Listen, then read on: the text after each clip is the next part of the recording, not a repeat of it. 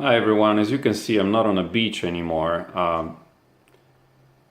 This has proven to be unsustainable for me for the simple reason that my job is not to go on beaches and take videos telling you what to do. I'm actually doing shit. So let's forget about all that for a moment and simply deliver useful content for people who think this ain't good enough for me.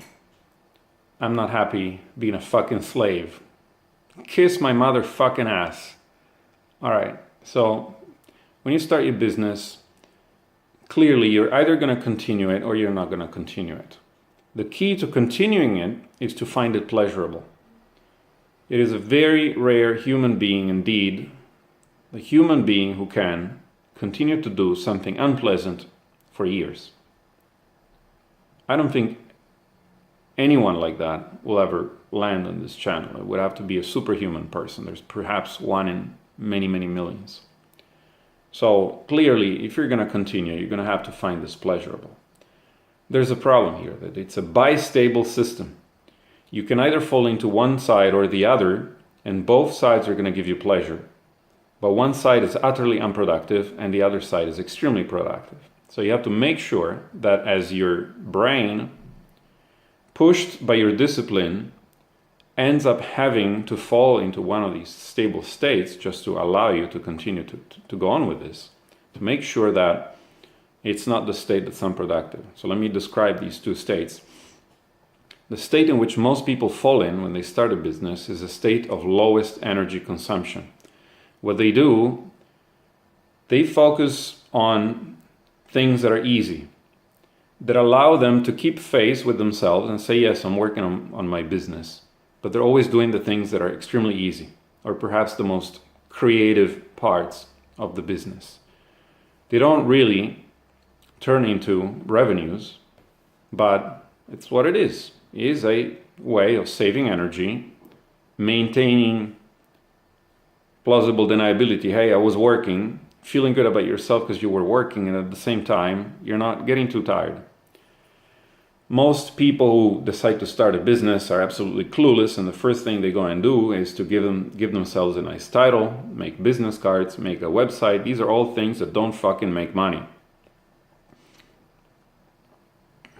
If you have a website, you're selling on it, that's great, but if you spend weeks figuring out the design, that's not productive. People buy value, they don't buy your fucking design. We live in an ecosystem of worthless, very well designed things. So if anything, relieve yourself from that burden completely. Make something that's extremely useful and give it a shit design. Statement. Make a statement. You know, this thing is so useful, you're gonna buy my shit anyway. So I don't need to worry about the design. It's the same for government buildings. For normal to average, below average countries, not very rich countries that have really clean government buildings. For most countries in the world, you go to a government building, it looks like shit. Because they got the power, you're gonna need to come in here anyway. So, you know, take that shit and shut up. So anyway, this can take many other forms. For example, answering fucking emails and generally worrying about things that are not completely worthless. They have a function in the business, but ignoring those things that are going to make the most difference because they're hard.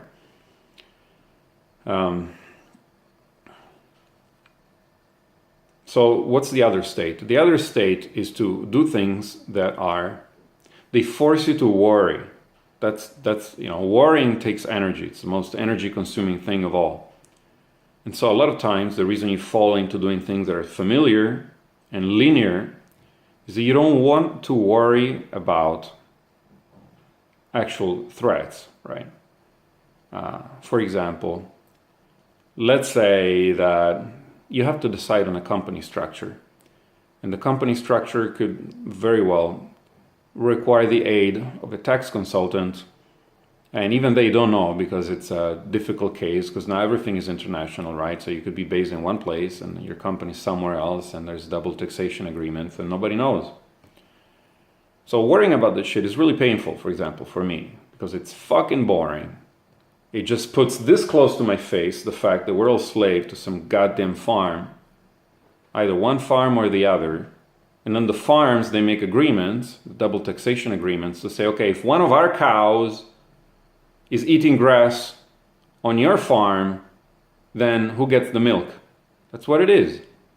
So very uncomfortable, very boring, very time consuming, very upsetting, because you can clearly see that the laws are so complex that nobody knows. Yesterday I was sitting in front of the number one tax man in a country. He is the director of the whole tax, what do you call it? Like it was the American IRS. I was sitting in front of the correspective of the head of the IRS in this country. And I asked him a simple question. And he didn't know. That's the boss of the police that takes your money. They don't know what the fucking rules are. In fact, he gave me the wrong answer, and then I challenged him and said, but isn't it the case that blah, blah, blah? He said, and pick up the phone. Okay, the guy's not here. So they don't know. That's how difficult it is. So clearly, this is an area in which you're going to go and do it. This is real work. It's the work of worrying, the work of trying to challenge your advisors, who often are not happy that you're challenging them because they're experts. They studied for years, but that doesn't mean they're not going to tell you complete bullshit. So you have to challenge them. You have to get multiple opinions. Say you have an idea. You say, I want to do this, this, and the other thing. That would be great for me. Can I do that? They say, yes, you can do it. How easy is it to say, okay, great, he told me I can do it, and go ahead and do it? You can't. You need to get another 10, 20 people to tell you you can do it. Even if you get a written statement, because they make mistakes. And if you act on that, you can't say, hey, he told me to do it. It's your responsibility. So that would be a prototypical shitty day in which I'd much rather do electronics or do design work or do something else, right? But at the end of the day, when I figured out exactly how to do it, it turned out to be in my favor. It's a much greater pleasure than having accomplished some small task. I feel like I'm substantially ahead. I'm not saying ahead as far as like R&D or product development, like ahead in a way that's difficult to copy because other people are not going to do it. I am ahead in the same way that you could be ahead if you've got a friend who's an important person and he's going to help you out. Other people can't get there. When you tackle big problems, even if the business is small, but it's got its big problems. For example, a partnership. Joanna comes to mind. She was looking for material for her. If you're watching our videos, she's creating a platform for people to study Japanese on manga. And the issue was, what about copyright? Can I just use mangas? No, you can. You need to find authors who allow you to do it. And so she contacted a few authors.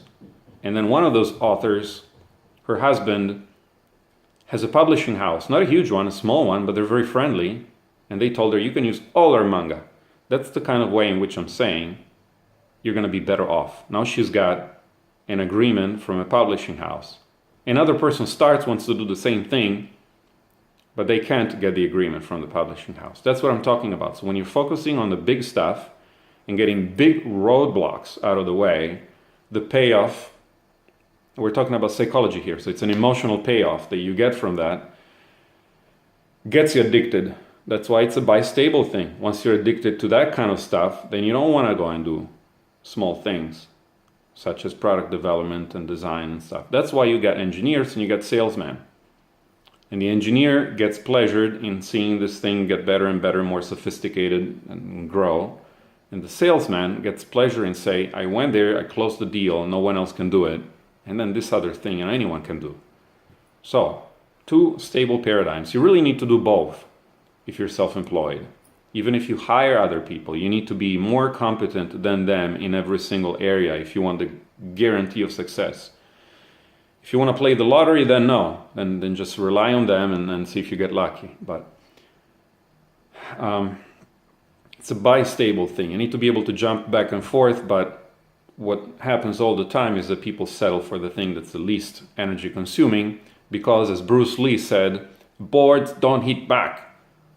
The computer program doesn't hit you back, the motherboard doesn't hit you back, the market hits you back, the distributors hit you back, people hit you back, generally speaking. And so when you seal a deal, that's something that is a much higher demonstration of competence than when you finally get something working, which you could try a million times until it did work. All right? So that's my message for you today, to not fall in the trap of doing easy things and telling yourself that you're working.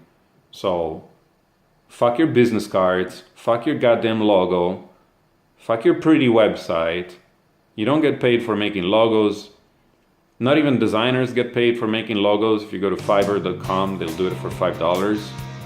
They're not much worse than professionally designed logos.